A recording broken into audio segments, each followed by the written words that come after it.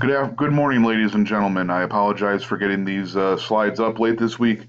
There have been some issues I've had to deal with that have delayed me, but we're going to get these lectures posted and keep trucking along. This week, we're going to talk about some issues pertaining to the early years of the Republic. I want to talk about the rise of divisive politics and the repercussions of revolutions abroad here in the United States. So let's go ahead and get started. The one question I want you to consider for the first part of the lecture this week: why were politics in the early American Republic so divisive? What is at stake for this country that causes the rise of political parties and a very hotly contested set of elections for high office in this country? But first, before we get to that, I want to discuss something that's also very important. That's the rise of the cult of Washington.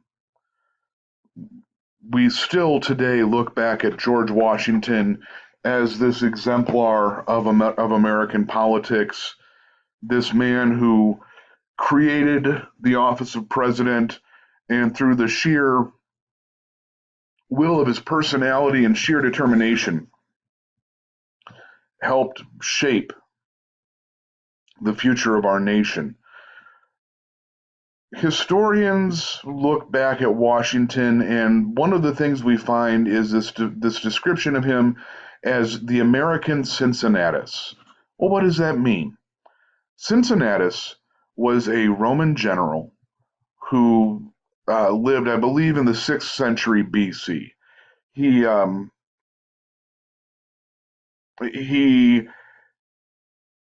served as a leader of the legions. He led an army victoriously in the field.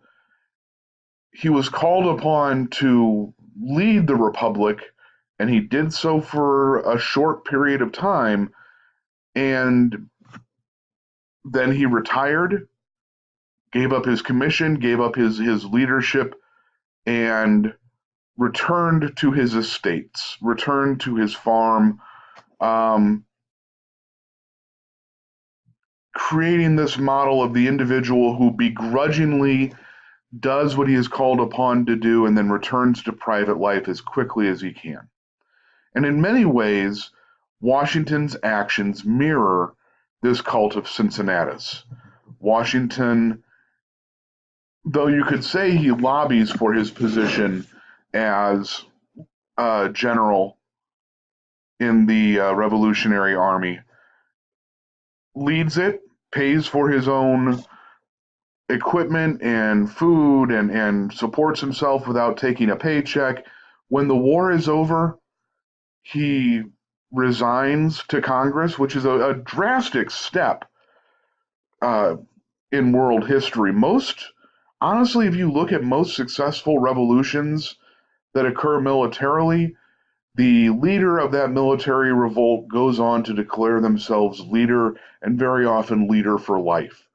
George Washington took the step of formally resigning to Congress and going back to his farm at the end of the war. He is then called upon nearly unanimously by the American people in the first presidential election after the Constitution to serve as the first president of our nation. He serves for 2 terms. He holds himself to very high standards. At the end of his second term, he goes home. Here's a man who, again, could very easily have served as many terms as president as he would have liked. And he voluntarily gave up his position and returned to private life. He is the unwilling soldier on paper. He is the unwilling politician, and he wants to return to the plow as quickly as he can. This illustration we have here from the 19th century really builds on that sense of Washington as the Cincinnatus of the American Republic. So this belief is so strong that the organization for former officers in the American Revolutionary Army call themselves the Society of the Cincinnati. They have left the army. They have gone back to the plow. They are emulating the leadership of Washington. It's very potent symbolism in the early republic. It very much creates this cult around George Washington and what a good leader should do, what a good American leader should be. You do not act out of self-interest. You do what you are called upon to do, and then you return to your home. That's the cult of Cincinnati, of Cincinnatus. It's so strong, we even have a major town in Ohio named Cincinnati, directly related to the Society of the Cincinnati and honoring George Washington as this figurehead.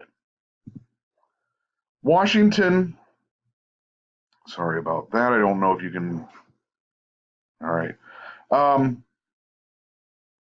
Washington's cabinet, the Washington administration, is very much a culmination of the ideals of the Revolution. We have Washington himself, the military general, the overall commander of the Revolutionary armies, is now the overall leader, the executive of the Republic. John Adams, a man who by force of will kept the Continental Congress moving forward, one of the intellectual fathers of the country, is his vice president. Jefferson, America's Enlightenment scholar, is the Secretary of State. Alexander Hamilton, a successful leader and subaltern to Washington, is the Secretary of the Treasury. These are some of the brightest men, the best men America has in the period, are helping to lead this country. Unfortunately, we have a division in Washington's cabinet that is going to have ripple effects, honestly, even until today. But it's especially powerful in the early years of this country. That is a division between Hamilton and Jefferson. Alexander Hamilton's main concern is creating a strong central government and creating a financially stable nation. Now, this is important because in the wake of the Articles of Confederation, we had an unstable currency, we had massive amounts of debt on a national level, we had state debts that were still being paid off by the various states. We had limited means of backing the currency, and really we had no credit or no belief that we would be able to pay off any debts that the nation incurred. We were a blip on the global stage, and many people thought we would fail. And that failure would be reflected especially in our economic situation. So Hamilton, in order to secure the future of the Republic, was worried about the financial stability of the nation. And so one of the things Hamilton does is he nationalizes the debt. As part of having a strong central government, the central government needs the ability to borrow money. In order to do that, Hamilton wanted to have a debt as large as possible at that particular moment that could be managed. So what his plan was for creating a stable financial situation in this nation was to nationalize all the different state debts from the Revolution and then pay them off as a country. What that would do is that would show our ability to pay our debts, that we were honorable, that we would fulfill our obligations, which would then ease relationships with creditors, be they private institutions or other nations. Essentially, creating the national debt is like creating a credit card. In a good credit situation, when you have a credit card and you pay your bills off, you're given greater leeway in borrowing money. You have lower interest rates. You have the ability to borrow more money, etc. And that's essentially what Hamilton is trying to do. Unfortunately, there's some opposition. We'll get to that opposition shortly. But the main way that Hamilton wants to raise money to pay off this national debt is through uh, import tariffs, which is an internationally recognized means of raising revenue based on taxing goods coming into a country. But he also wants to tax whiskey, and that is going to bring a nearly catastrophic situation to hand. And we'll speak to that shortly. The other vision that we have for America is put forward by Thomas Jefferson. Jefferson wants a farmers' republic. Instead of having a strong central government with major cities and growing industry and national debt, Jefferson perceives a very small national central government that is limited in its power, with more power resting in the hands of the states. He sees the best citizens as farmers on their own land. They don't rent land. They have a portion of land that has been given to them. They feed themselves. They only take part in the market, buying and selling goods for the few things that they can't produce for themselves. So that industry is not as important in Jefferson's America. The ideal citizen in Jefferson's eyes is the small farmer working his plot of land, supporting his family, who then goes into his study at night and reads Plato or Socrates or Aristotle in the original Greek and contemplates this and is a well-read, educated citizen who takes part in elections and does what he is asked to do. People who supported Jefferson's vision tended to live in rural areas, areas that weren't seeing industrial development, that weren't major cities, that lived semi-isolated rural lives. We have a lot of Southerners who supported Thomas Jefferson in his plan because his plan very much models the plantation model of agriculture. We also have those states, mainly Southern again, who have already paid off their debts, such as Jefferson's Virginia.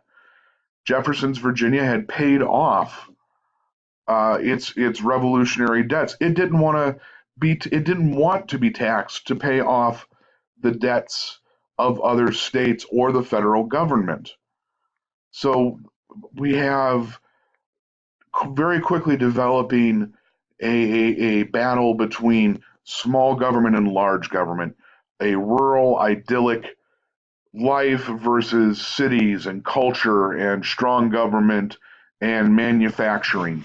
Um, it's, to be honest, something we still deal with today. If you really think about it, we are attracted to Jefferson's vision of America. Jefferson's vision of America is the successful family farmer living that peaceful life that we see in commercials for food or agribusiness companies. The guy in the flannel shirt driving the old truck, lovingly harvesting his crops, treating everybody fairly. That's Jeffersonian America. Uh, you could argue we live in a Hamiltonian world. We live in a world where at times we want that larger industrialization. We want access to goods. We want cheap global trade. We want a government that can handle certain situations. And part of that ideal of government comes from how these two men looked at the Constitution. Jefferson is a strict constructionist. You can only do what the Constitution lays out. If you want the government to do something else, the Constitution needs to be amended. Hamilton is Hamilton says that the Constitution is open for interpretation. It is a living document. Just because something is not specifically enumerated in the Constitution doesn't mean that it can't be done. As a matter of fact, Hamilton infers from various articles in the Constitution that the government would be perfectly all right in establishing a national bank and a national currency in order to pay the debts and deal with international creditors. Banking is, and the power to create a national bank is not within the Constitution. So these two men represent the varying ideas of what America should and could be. Now, as far as things go, personally, between these two individuals, the big issue that they come to loggerheads over is this idea of nationalizing the debt and the economic system. There are more aspects to it, but nationalizing the debt is one of the big items, the biggest item to remember. And essentially what they do, Hamilton comes to Jefferson, he is disheveled, he says that he's losing sleep, he doesn't know what's going to happen. Financially, the country is going to be ruined. If the country is ruined, it could destroy the American experiment. And so Jefferson says, well, let me call upon some people, and we will have a dinner party, and we will discuss this, and we will come to a compromise. And ultimately, what happens is the government agrees to nationalize the debt. The states agree to do that, to honor and pay off any taxes. And in exchange, we will place the District of Columbia and the national capital in Virginia. We will create the District of Columbia out of Virginia land and thereby move the capital out of Washington and Philadelphia. We'll move it to a more central location and give people in the South a little more, how would you call it, a little more chutzpah related to the location of the capital and influence there. So that's the compromise that ultimately ends this question about nationalizing the debt, how it's going to be paid off, etc. One of the other things that we have that acts as a very divisive item in this period is the French Revolution. Remember, the French supported America's rebellion against England as a means of getting back at England. They had financed us, they'd given us troops and supplies and ships.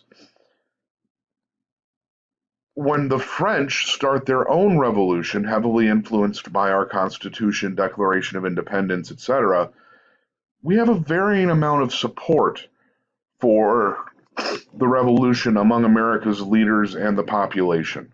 Some people adamantly supported it. Jefferson loved the idea.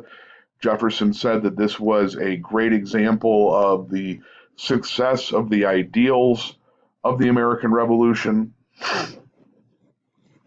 that this was a natural extension and that democratic revolutions would sweep the world. Other people opposed it. They saw this as the destabilization of a legitimate government. What really tipped the balance was the terror. Several years into the revolution, I believe 1793, people start losing their heads, quite literally. During the French Revolution, we start seeing the execution of nobles. We start seeing the execution of people seen as enemies of the French Republic. Tens of thousands of people will be executed during the Reign of Terror. For Jeffersonians, people who supported Thomas Jefferson, the French are going a bit overboard. It's worrisome in some of its directions, but overall, the French Revolution is a good thing and it should be supported. Hamiltonians looked at this issue and they saw anarchy and chaos. They saw common people rising up and murdering the economic and political elite of their nation in the name of a revolution that had gone out of hand. This is incredibly problematic. Jefferson will start to vary in his support as well, and he'll reduce his support ultimately for the revolution as it gets bloodier and bloodier, as the revolution loses direction. In many ways, Jefferson himself actually said that the um, the biggest problem was that the French had tried to do too much too soon. If they'd had a long, gradual revolution and had looked to do this over a period of years instead of instituting immediate class equality and uh, uh, ending monarchism, things would have gone a lot better. The revolution scares a lot of people.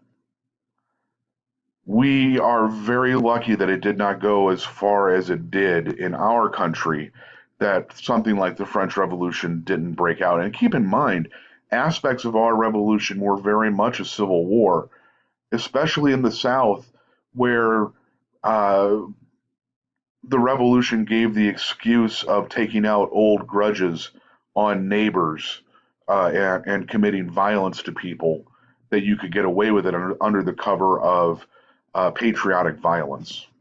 Ultimately, England and France will go to war in the late 1790s and during the last few years of Washington's administration, and Washington will ignore treaties that we had signed with the French, and he will declare us neutral.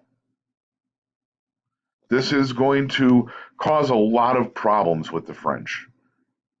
Um, they had they the revolutionary government had counted on us for assisting in the fight against the British, but honestly, we didn't have a military. We had almost no navy, and there was nothing we really could have done militarily to assist the French.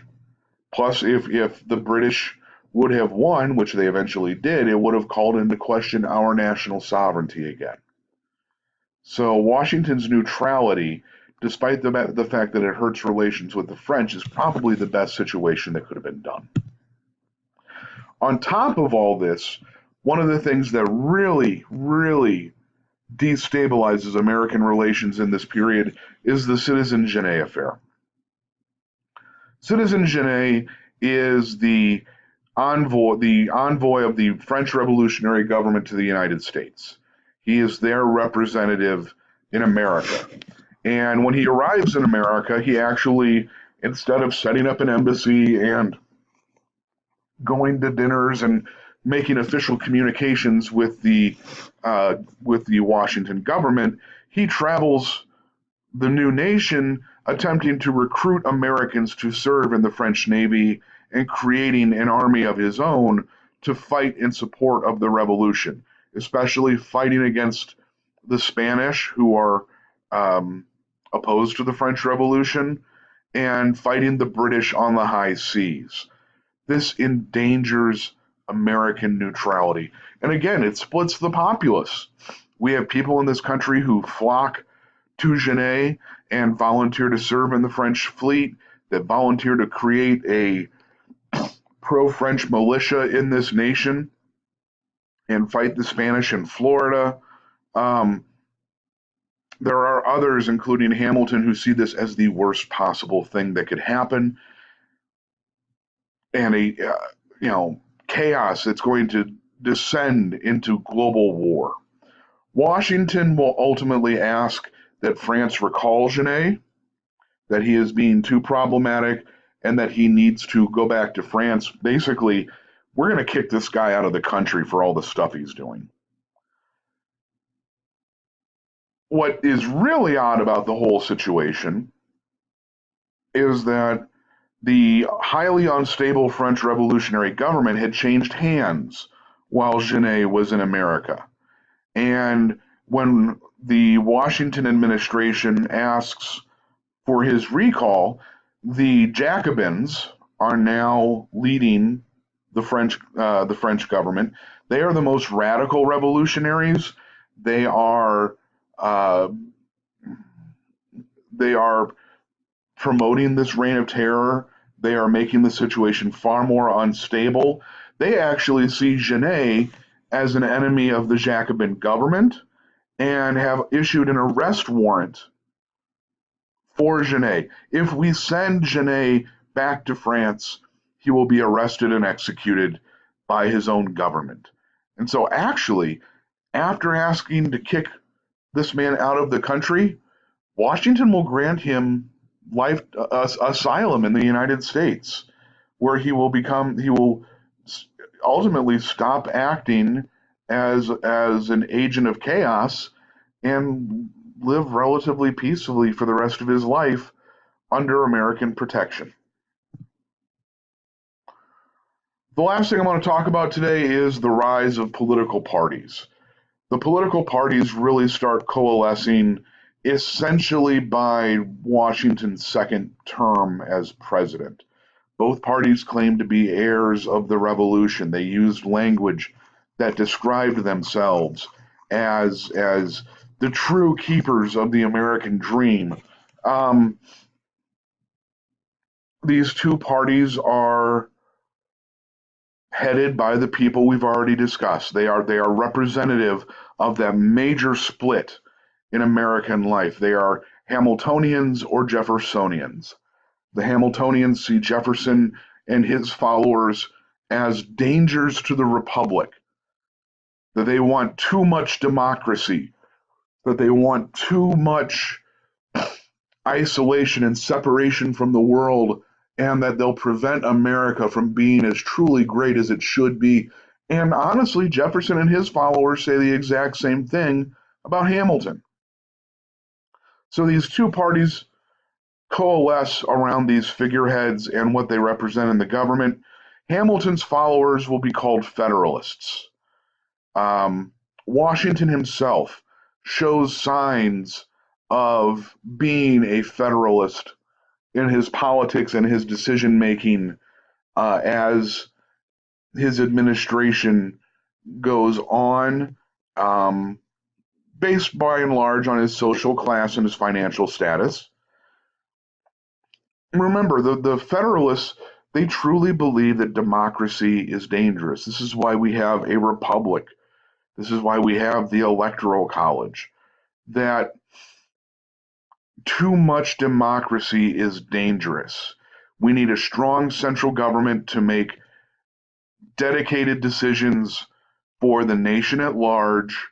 And there are issues related to the states. I mean, they're not pushing for a hyper strong monarchical central government. Although Jefferson did at one point, or pardon me, Hamilton did at one point want a parliamentary style government, not the bicameral style that we have now. You can't decide everything by popular vote. There are too many things that the whims of current events could drive people to make decisions that were dangerous and could ultimately hurt everyone in the end, that we needed cooler heads to prevail and the best citizens in our society to act on the behest of others. Jefferson is a small government, strict constructionist, more democracy kind of guy. So that's the political layout that we have in this country that's rising during the last years of Washington's administration.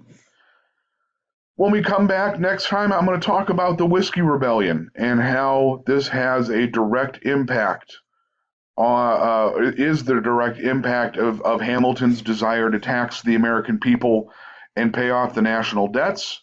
But that's next time. Have a good day.